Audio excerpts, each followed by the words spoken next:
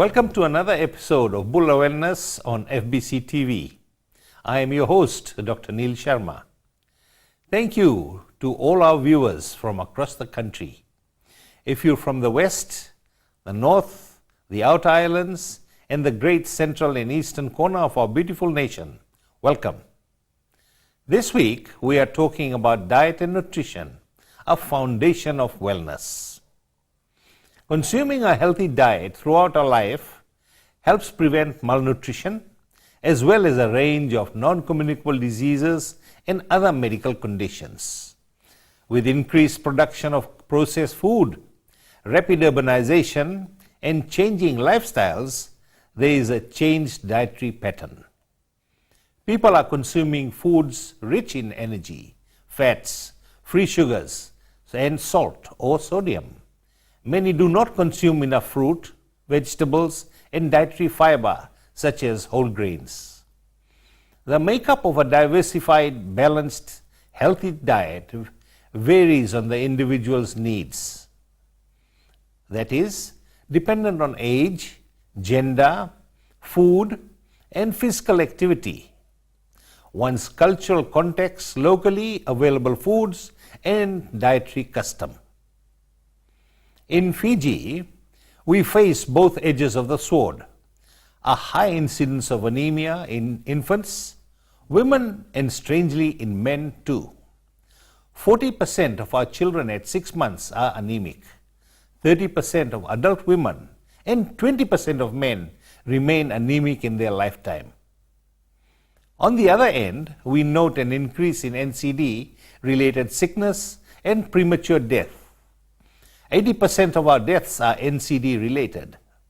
Obviously, we are not following the correct path, as the statistics are reliable. The facts, as reported in our health care providers' lists, demonstrate a mix of public ignorance, poverty, poor choices, and decisions. Today's program aims to raise public awareness and help you make better, informed decisions for yourself, your family, your community, and for the future generations.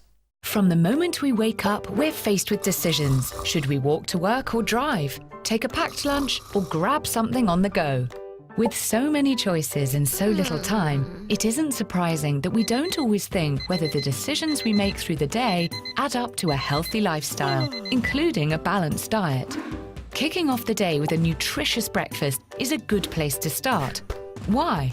When we wake up, our body has been without food for a number of hours, so we need to eat something to give us the energy to function. From walking and talking, through to critical functions such as breathing and pumping blood around our body.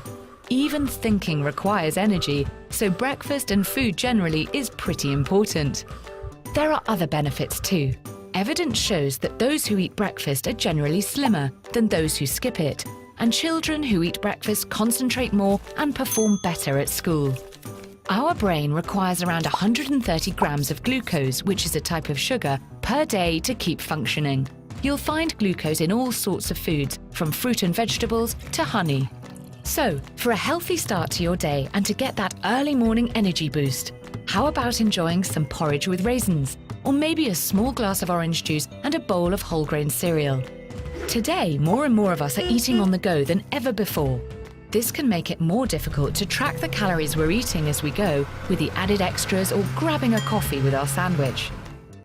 Nutritional labels can help us keep track of how we're doing. They include lots of useful information, from the calorie content to the different ingredients, including the amount of total sugars. Did you know that when it comes to sugars, our bodies do not distinguish between them, whether natural or added in the home or used in manufacturing? So the sucrose in an apple is broken down in exactly the same way as the sucrose in your sugar bowl. As our energy levels dip through the day, it can be tempting to reach for a mid-afternoon snack. Snacks can make up to 20% of our daily calorie intake, so think about how snacks can complement the other foods you've eaten through the day. It's also worth thinking about how your snacks can help you get one of your 5 a day. A couple of ways to look after yourself include keeping an eye on what you're eating and leading an active lifestyle. Today, we have a guest to help us understand today's topic a little better. Mrs. Alvina Deo, the Senior Nutritionist from the National Food and Nutrition Center. Welcome to the show, Alvina. Welcome. Thank you, Dr. Sharma. Alvina, just to start things off, we have repeatedly heard that we need to consume more serves of fruit and vegetables daily. What are the recommendations, really? Ministry of Health, together with the World Health Organization, has adopted the guidelines to eat or to recommend 5 servings of fruits and vegetables daily. That amounts to about 400 grams a day, and if we look at it, that's about 80 grams per serving size. If we are telling people 80 grams, that's not an easy thing to picture. So if we just look at our fist, that's the size of a fruit serving. And if we put our palms together, that's the size of a vegetable serving that's recommended for people to eat a day. Thank you. That is very interesting indeed. Well, we will definitely need to know more about this issue. Join us for more right after this.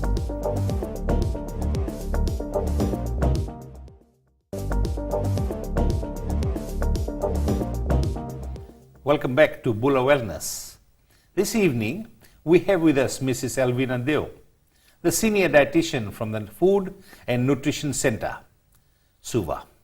Welcome and thank you for your participation in the Bula Wellness show. Let's get on with the questions that have come in. We have been asked to reduce our fat intake. What should we do? In terms of reducing our fat intake, it's the way we prepare food. So it's making changes to the way food is being prepared. So for example, from switching from deep fried to grilled foods or boiling and steaming. So changing your cooking methods is one of the steps forward. And the other one is switching to healthier fats. Say for example, if we are buying palm oil or vegetable oil that's commonly labeled, to healthier oils such as canola or sunflower oils or olive oil if you can afford it. Those are more healthier choices. But the main thing is trying to look at the way food is being prepared to reduce the amount of fat that is being consumed at home. We are also being told to reduce our salt or sodium intake. Would you like to make some comments on that? Yeah, from the recent National Nutrition Survey, we've seen that on average, a Fijian consumes about 8 grams or 9 grams of salt a day.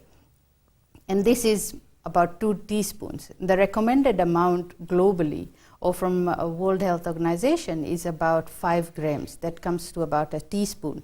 And this is not just the table salt that we are adding, but everything that we are eating. So your vegetables, your tinned meats, everything that you eat throughout the day, also including the table salt that you are adding to the food, all contains salt. So in the end, it's trying to reduce those food items or the lesser options that is available is better choices. Okay. The free and total sugar content is also being questioned by health authorities and research groups. Would you make some comments on that? Free sugars is basically empty calories. So looking at making, again, healthier choices, switching from very high sugary foods consumption to adding less. For example, if we're having a cup of tea, usually the practice is the big tablespoons is about 2 to 3 spoons that goes in a mug. If we switch or take a smaller spoon to add sugar into our drinks is a healthier step forward. And the other is also things that we make at home, cakes and pies and things, and even buying to switch to healthier options available. Yes. What we can see so far, Alvina, is that we're frying food, we using double the amount of salt in our house and in our meals. What can we do in the home environment? Because it all depends on how and who looks after the kitchen and the groceries. Yes. Usually the tendency is we look at whoever is doing the shopping and whoever is doing the cooking. We can start from there in trying to make little changes. So mums and whoever is making the meals at home, just making those small changes instead of adding the whole heaped teaspoon of salt into the meal, make a little less than the usual amount, and gradually the people at home would stop noticing that difference and also using healthier alternatives. So if you'll listen when health talks are being given, there's options of adding lemongrass, mint, dhania, chilies, etc., to give it a bit more flavor, lemon juice. These things get you away from missing the salt. And so those little changes. And the other thing is, when we look at shopping, when you're at the supermarket, just making healthier choices. Just pick up two similar items, two similar products, say for tomato sauce. If you pick two brands, we have a whole shelf full. And if you just compare the amount, as you've alluded to, sodium, that's the common chemical name. So if you just look at sodium for both the food items, the one which has a lower option, choose that one rather than the one which tastes better, because usually things that taste better have a lot more salt, sugar and fat. Sure. So making those little changes is healthier. And the other thing is teaching children. The first step starts at home. So also including children to make these decisions, not just do it because for the sake of doing it, but getting everyone involved so that they know the reason why that's being done and they come on board as well. Especially children, they are very good motivators and also little policemen around the house, because they would keep reminding you that the TV said or my teacher said eat less salt, and they would also keep reminding you as well. Good, thank you. Now, you think it is important to know the content of sugar we have in processed food, like you mentioned, sugar and salt?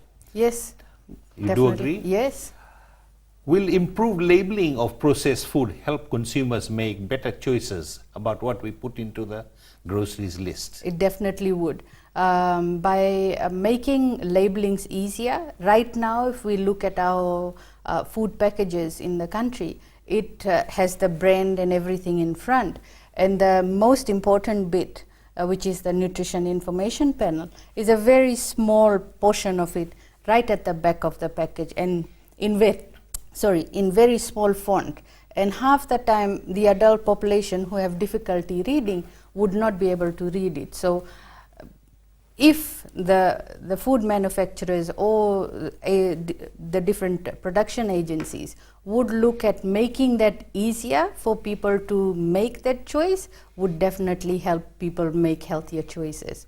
For example, we have now started receiving some of those products from Australia and New Zealand, where they use a star rating system. This is very similar to our electronic items that's being sold in the country, where you are rated according to the number of stars.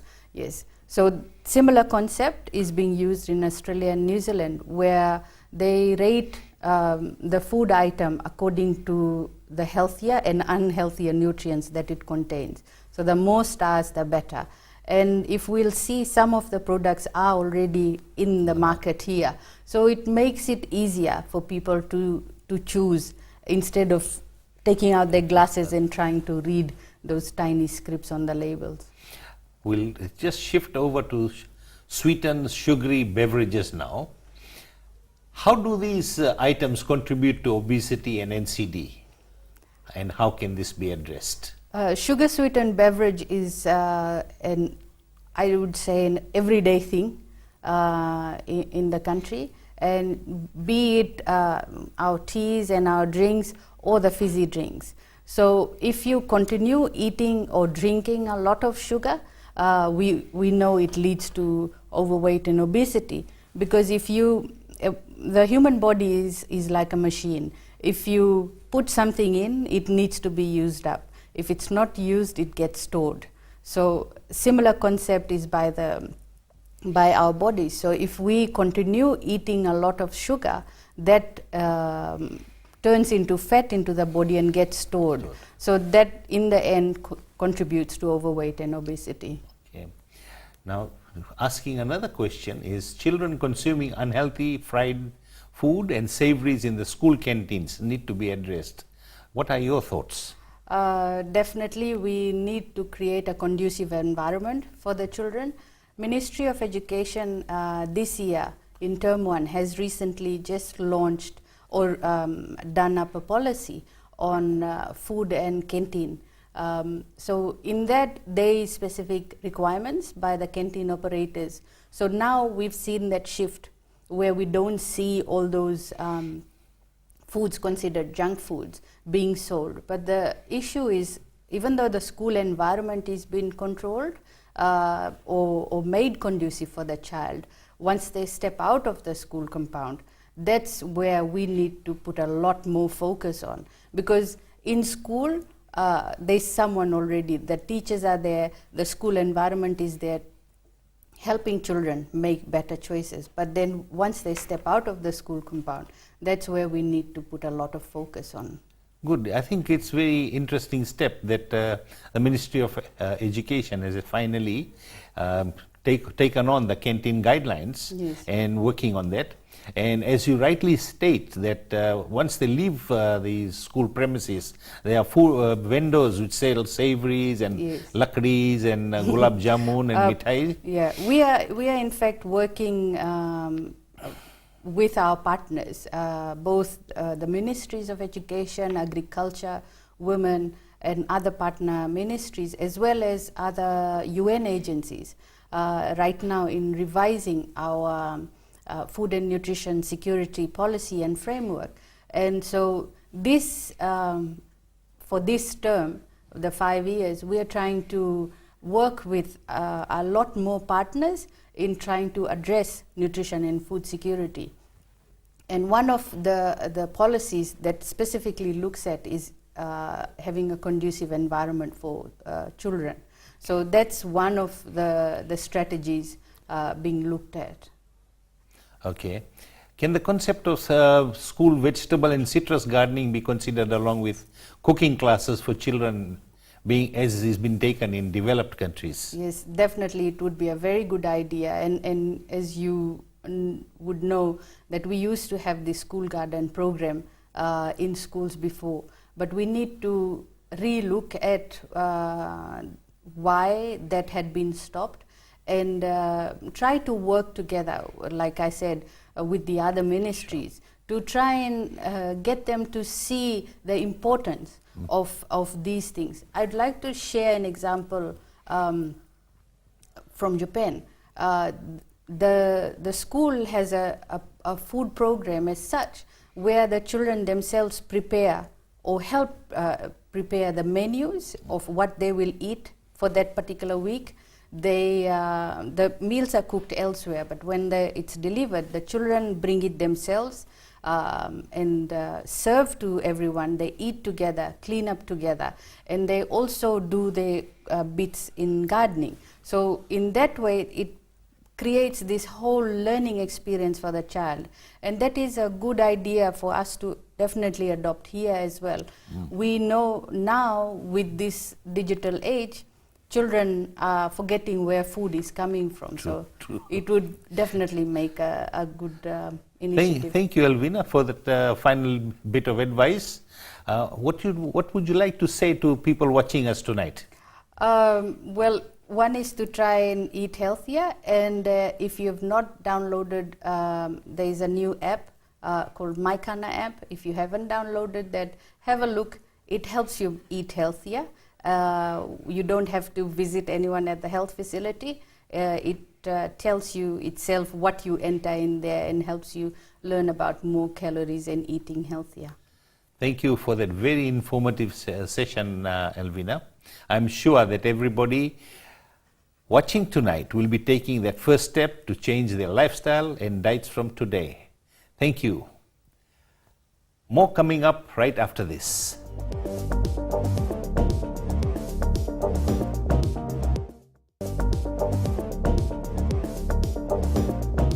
Welcome back to Bula Wellness on FBC TV.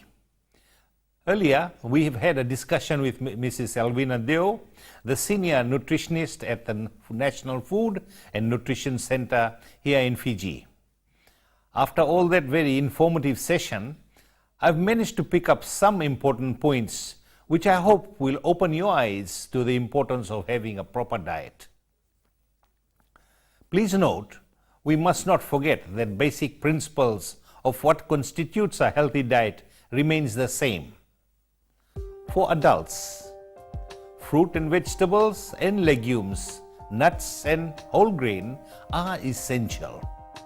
Whole grain in the Fiji context means oats, brown, wholemeal flour, brown rice, and unprocessed maize flour. At least 400 grams of fruit and vegetables a day, 5 portions. Please note that cassava, dalo, yam, sweet potatoes, and other root crops are not classified as fruit or vegetable. Less than 10% of the total energy, that is, less than 12 teaspoons or 50 grams of free sugar in a day is maximum. If it is to be reduced to that half, additional health benefits are added on. Unfortunately, free sugar is added to processed food and drinks by food manufacturers, cooks, consumers, and those who are found naturally in honey, syrup, fruit juices, and fruit concentrates we consume.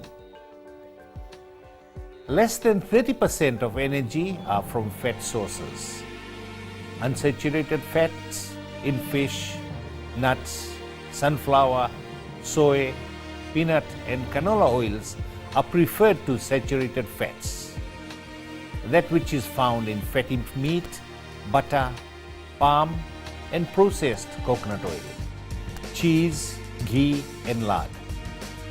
These trans fats found in processed food, fast food, snack food, fried food, frozen pizza, pies, margarines, and spreads are no longer part of the regular healthy diet. Less than 5 grams of salt per day should be used, equivalent to 1 teaspoonful at maximum. Specifically for infants and young children, in the first 2 years of their child's life, optimal nutrition allows healthy growth and improves cognitive function. It reduces chances of becoming overweight, obese, and developing NCDs later in life. The healthy diet is as in adults, but the following elements are also important. Infants should be breastfed exclusively for the first 6 months of life. Infants should be breastfed continuously until 2 years of age and beyond. From 6 months of age, breast milk should be complemented with a variety of adequate, safe, and nutrition-dense complementary foods. Salt and sugar should not be added to complementary food. It is also important to note that promoting healthy diets as a foundation of wellness is a major cornerstone to arrest and reverse NCD in Fiji. Diets evolve over time, being influenced by many factors and complex interactions. These include income, food prices affecting availability and affordability, individual preferences, beliefs, cultural and traditional thoughts, as well as geography, environmental, social, and economic factors all interplay to shape dietary patterns. Promoting a healthy food environment includes food systems with a diversified, balanced, healthy approach in multiple sectors with many stakeholders, including government, private and commercial, manufacturing, retailing sectors, and the public at large. Public health is the responsibility of all stakeholders. Apart from government, non-governmental organizations, public pressure groups, civil society, health professionals such as nursing, medical and the private sector must not treat public health as less important to trade and commerce. Incentives to undertake fishing ventures, grow crops, use of local produce such as fruit and vegetables must be increased. Reduce incentives to the food industry to increase production of foods in saturated fat and free sugars. Encourage reformulation of sweetened sugary beverages, snacks and processed canned foods. Marginally increased taxation on international sweetened sugary beverages sees the tax burden thrown onto the public with price hikes on the items, and the transnational companies continue their profiteering. Governments play a central role in creating a healthy food environment that enables public to adopt and maintain healthy dietary practices. The Food Safety Regulations 2010 on the marketing of breast milk substitutes was one step in the right direction. However, the commercial industry and traders have successfully lobbied for its recession in the 2016 budget. Our hospitals cannot be breast-friendly anymore. Our 52% exclusive breastfeeding rates at 6 months will drop further, and the seeds of NCDs ingrained further into our future generation. Our public must lobby actively for such food safety measures, which are well tried and tested internationally by UN organizations, including Food and Agriculture Organization, UNICEF, and WHO.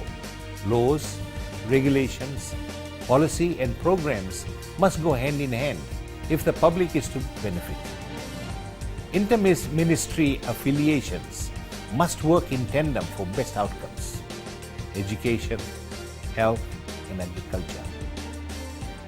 The public must be informed and active participants in the delivery of programs at local level. The farm-to-the-plate approach is mandatory. Please make sure you can take out time to familiarize yourself with these important points and reminders.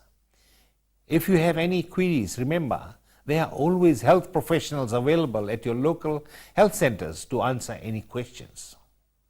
Unfortunately, time has caught up with us again, and that brings us to the end of this episode of Bula Wellness. I hope you enjoyed the program. Trust you have learned a few things that could change and even save your life and those whom you love. If you have queries about the show or the topic today, you can contact us on Facebook, Bula Wellness FBC TV, or write to us at bulawellness@fbc.com.fj. Make sure to join us again the same time next week for our next episode. Until then, good night.